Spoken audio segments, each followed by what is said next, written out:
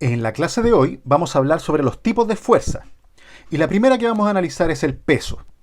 Hay que dejar en claro de que el peso no es masa. El peso, al ser una fuerza, es producto de la interacción entre dos objetos, mientras que la masa se entiende como la cantidad de materia de un objeto. Para calcular el peso, lo que se hace básicamente es multiplicar la masa del objeto por la aceleración de gravedad. Y recordemos que la aceleración de gravedad no es nada más que 9,8 metros partido por segundo al cuadrado. Hay que decir de que el peso, como es una fuerza, apunta siempre en dirección del centro de la Tierra. En este caso, si quisiéramos calcular el peso de esta manzana, supongamos que esta manzana tiene una masa de 0,1 kilogramos. Luego, recordemos que la aceleración de gravedad, la magnitud, es 9,8 metros partido por segundo al cuadrado. Digo magnitud porque no estamos especificando la dirección de esta aceleración. Luego, si quisiéramos calcular el peso, la fuerza de gravedad, el peso de esta manzana, la fuerza con la que la Tierra tira hacia abajo a la manzana, simplemente tendríamos que multiplicar estas dos cantidades. La masa, que es 0,1 kilogramo, por la aceleración de gravedad, que es 9,8 metros sobre segundo al cuadrado, y multiplicamos los números. 0,1 por 9,8, eso me da 0,98, y multiplicamos las unidades, kilogramos por metro sobre segundo al cuadrado. Recordemos que habíamos dicho que cada vez que tuviéramos kilogramos por metro dividido segundo al cuadrado, eso es equivalente a decir que tenemos 1 newton. Por lo tanto, el peso de esta manzana es 0,98 newton.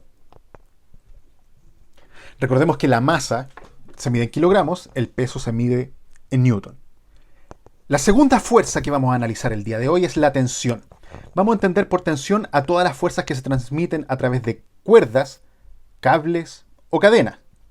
Y las tensiones tienen una particularidad, y es que siempre van a seguir una dirección a lo largo del cable, la cadena o la cuerda mediante por la cual se transmite. Supongamos que tenemos esta cuerda aquí, entonces la tensión va directamente hacia arriba. Si tuviéramos un cable en horizontal, tendríamos dos opciones: que la fuerza, en este caso la tensión, se transmita hacia la derecha a lo largo del cable o hacia la izquierda a lo largo del cable. Siempre se transmite a lo largo del cable. La siguiente fuerza que vamos a analizar es la normal. La normal es una fuerza que se da entre superficies. Por lo general, no siempre es así, pero por lo general se da como una reacción al peso. Supongamos que tenemos este saco de cemento aquí, y este saco de cemento es tirado hacia abajo por su propio peso, la fuerza de gravedad.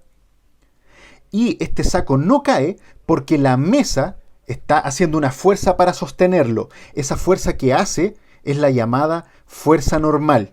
La fuerza normal tiene una particularidad, y es que si nos damos cuenta, aquí está la superficie de contacto. La normal es una fuerza entre superficies. Aquí está la superficie de contacto, y la fuerza normal siempre genera 90 grados con la superficie de contacto.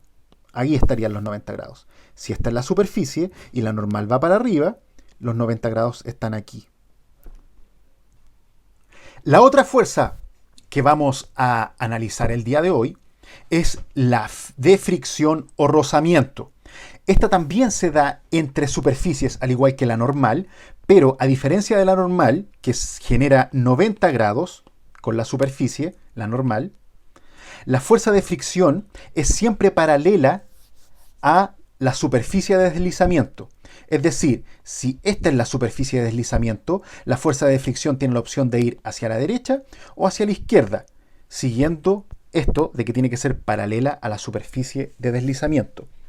Vamos a tener dos tipos de fricción: la fricción estática y la fricción dinámica. cuando las superficies deslizan una respecto de la otra, vamos a hablar de que tenemos una fricción dinámica. Sin embargo, si tenemos una superficie quieta, estática, sin deslizamiento respecto a la otra, vamos a hablar de que tenemos fricción estática. La fuerza de roce, la característica que tiene es que siempre se opone al deslizamiento. En algunos textos, o se pueden encontrar por ahí, con que se define que la fuerza de roce se opone al movimiento. Y esto no es verdad. De hecho, en algunas ocasiones, la fuerza de roce es quien produce el movimiento. Como por ejemplo, el roce entre los neumáticos de un auto y el pavimento. Ese roce es quien produce el movimiento. O el roce entre el zapato y el piso, cuando caminamos, ese roce es quien produce el movimiento. Imagínense cómo sería tratar de caminar en un lago congelado en el cual el roce es mínimo. Ahí sería mucho más difícil caminar. Sería mucho más difícil obtener movimiento. Por último, vamos a hablar sobre la fuerza aplicada, y esto es en un término más general. Vamos a hablar de una fuerza aplicada cuando tengamos un objeto haciendo fuerza sobre otro objeto. En este caso tenemos a un ser humano ejerciendo una fuerza sobre una caja, y vamos a decir entonces que es la fuerza aplicada de la persona sobre la caja. Vamos a ver otra manera de categorizar las fuerzas, y es que si nos damos cuenta, lo que sucedía con la fuerza aplicada o con la tensión o incluso con el roce y la normal, es que cuando analizábamos esas fuerzas requeríamos que un objeto tocara al otro objeto para ejercer la fuerza. Cuando eso suceda, vamos a hablar de que estamos en presencia de fuerzas que se ejercen por contacto. Y cuando tengamos el caso de que un objeto, como es el caso de la Tierra, con la manzana en este caso, cuando tengamos el caso de que un objeto, para ejercer fuerza sobre otro objeto, no requiera necesariamente, puede que sea, pero no requiera necesariamente que lo toque, puede que lo toque, pero no requiere necesariamente que lo toque, vamos a estar hablando de fuerzas, en este caso, a distancia.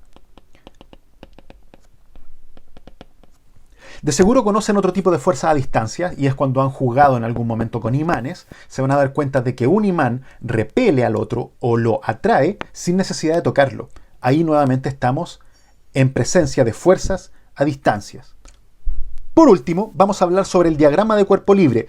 Y el diagrama de cuerpo libre no es nada más que una herramienta que nos permite analizar las fuerzas que actúan sobre un objeto. Para realizar este diagrama de cuerpo libre, lo que vamos a hacer es seguir estos pasos que tenemos aquí.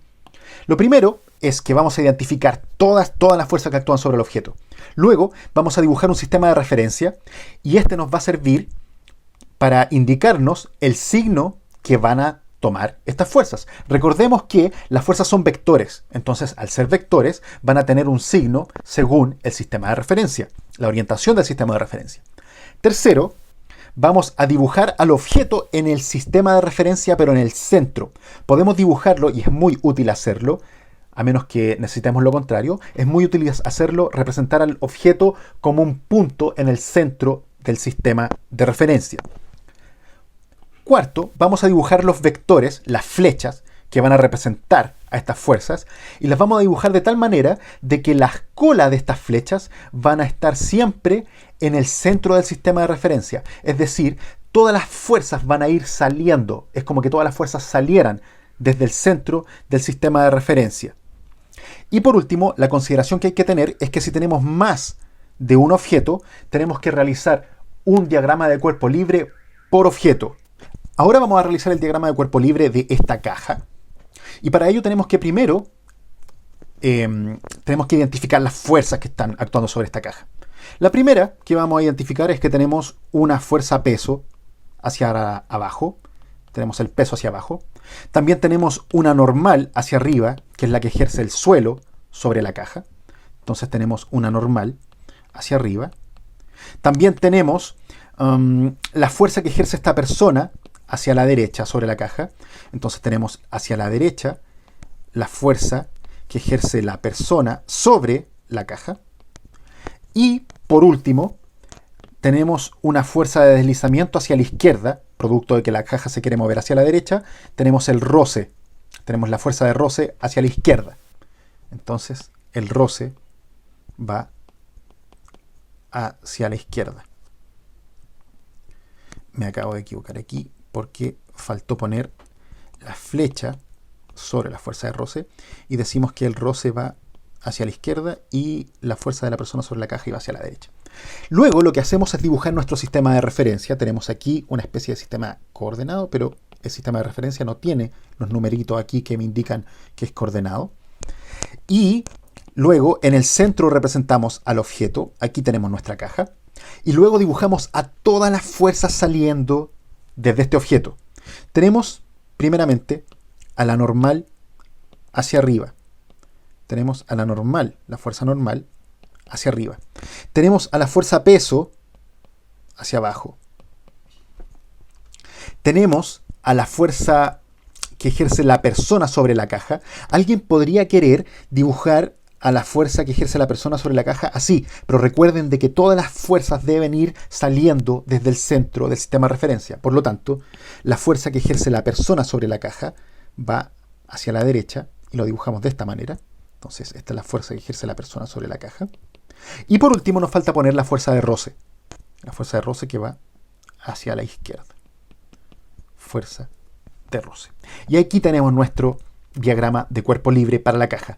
Si quisiéramos hacer el diagrama de cuerpo libre sobre la persona, tendríamos que hacerlo uno distinto. No podríamos dibujarlo aquí mismo. Tendríamos que hacer necesariamente otro sistema de referencia con la caja situada aquí en el centro y analizar las fuerzas que se están efectuando sobre esta persona. Este se los dejo como tarea, ¿ya? Así que hasta acá quedamos hoy. Espero que les vaya súper bien.